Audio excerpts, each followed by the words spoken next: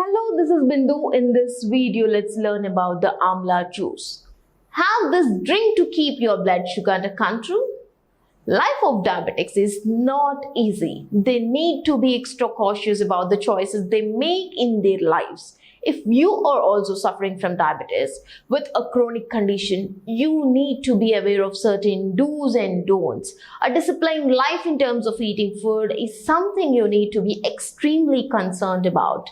Pick fruits, vegetables, or drinks that are low in sugar but high in nutrition. Apart from being a diabetic, if you happen to be a vegetarian, you can opt for certain plant-based fresh drinks that are known to regulate blood sugar levels and have an array of other health benefits. Green amla juice for diabetes. Drinking amla juice can do wonders for diabetes management.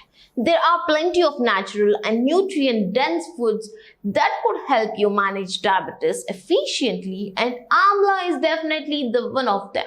Amla is also rich in soluble fiber, which helps digestion and enables slow release of sugar in the bloodstream. And now, let's learn about the green amla juice recipe, ingredients, and preparation. Amla. Select any amla, big or small, with greenish yellow color and check for dark patches or cuts on the same.